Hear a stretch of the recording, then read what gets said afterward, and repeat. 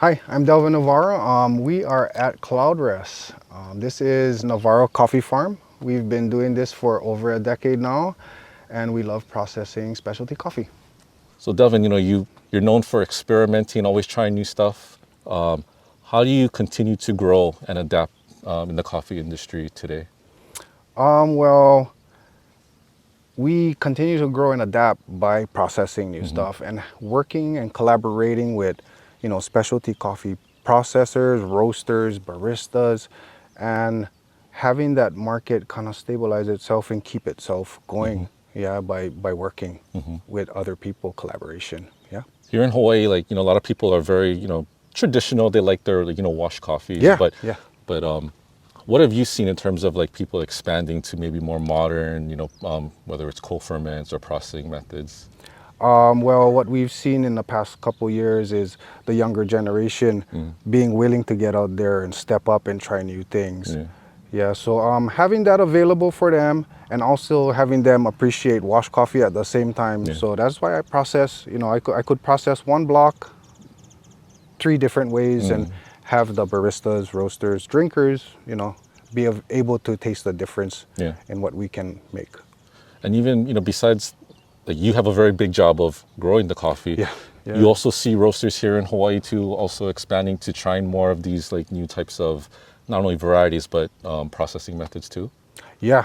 I've seen people ask for many different processes. We've done really funky processes where it almost tastes like alcohol. To clean process where you can have the consistent cup every morning. So it's a wide range. We can bring coffee into. Awesome. Connecting the value chain, you're at the very beginning, but you also work with a bunch of really amazing roasters, here in Hawaii. Right. How do you one, build those relationships? Because some of them are on islands, some of them are on different islands. Right. And how does that collaboration happen, and how does it evolve? Sometimes we reach out to each other, and then sometimes we just meet at HCA. Right? We go to HCA at our cupping competition, and we meet other people, and we reach out and actually work together to better each other. So I've been with people and roasters before we even won awards or we were even recognized. So that is creates a little bit stronger bond, in business relationship for me. Yeah. And are you all cupping together, or how does this relationship because you do so many different things? So I rarely get to try what I make. Oh, really? Yeah. But I love to share, right? So I will share with my friends, my cuppers, Marc, PCR, and have them just have a whack at it, and roast them in different ways and see what they think about them and get feedback from them. Luckily, I'd say 95% of the time we're doing pretty good. But there is sometimes that the processes don't work out, and so we learn from that kind of stuff.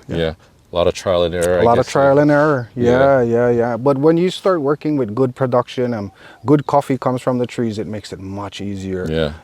Especially for the other side. The quality got to be here first before you start to experiment. Exactly. Yeah. Is there any history behind why it's called it Cloudrest, or do you guys name them like that kind of? No, actually, that is a water source. Yeah, that is actually one of the. I like to say get 13 water sources in Kaʻū. Yeah.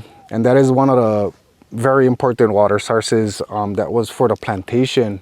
And what we did is we get actually the revocable permit for that, but we know more to finance for bring the water down, right? So we did one grant. We do have some water coming down from the pipe. You see the big tank down there.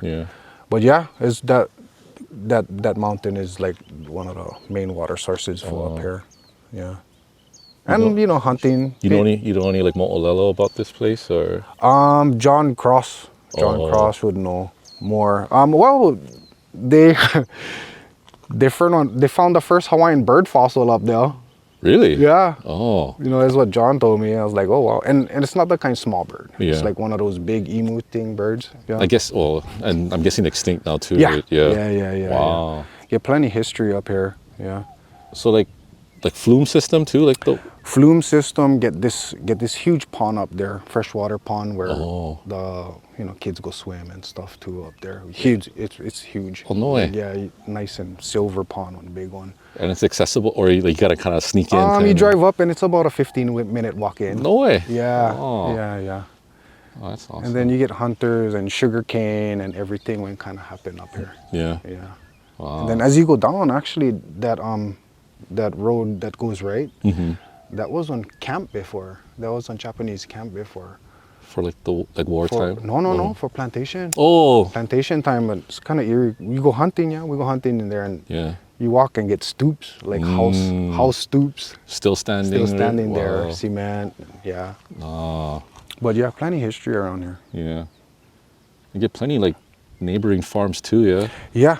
Yeah, and if you look at them, everyone is award winning. You get Lorie Obra right there on the top. Oh no way, that's Rusty's. That was Rusty's. She kind of gave them up. Oh. Yeah, and then right below, you get this is Jim McCully now, and Alla guys run that farm.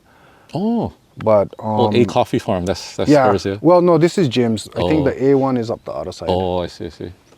But yeah, when JD had them, they won an award 1 year, and then that was on this side is Francis Marques.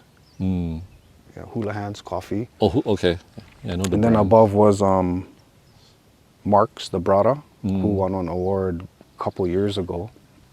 Then you get JN Coffee Farm, right? Leo Noberte. Oh, yeah. Then you get Kailiawa's farm on the top. Oh, this is like Champions Row over here. Well, yeah, I mean, I felt out of place until 2023, right? Now you're like, okay, I belong in here. Yeah, I mean, it's just a legacy, and we know. I mean, if the quality is in here, the quality is in here, right? So I was just honored. It's something that I work hard for. Of course. It's not just planting them in the ground and then you're going to win an award. So much stuff has to happen. Yeah, and then choosing the beans and all that kind of stuff. Yeah. So it was, that year was stressful, but was worth it. The eruption, has it affected rain or weather? It can. I was praying that it doesn't start up because as you can see, we still flowering a little bit. Yeah.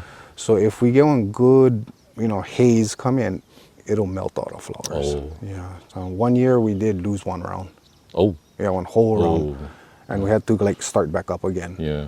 So yeah, that was serious. Yeah. So we started going, we was picking plenty, we were full blast, and then all of a sudden just boom, no coffee. That whole round would dissipate. So yeah.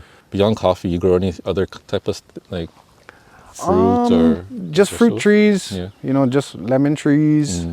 We transfer some banana up here, and then we do more horticulture and all that kind of stuff. Get my kids, involved in more, the kind of animal husbandry. Yeah. They get a say of what they want to plant and grow too. Yeah, I guess. Yeah, exactly. They're starting. We get some papayas on the top and some tomatoes. So, they getting their hand dirty. Yeah, that's the part. Yeah, and not having it fade away, keeping them interesting. Yeah.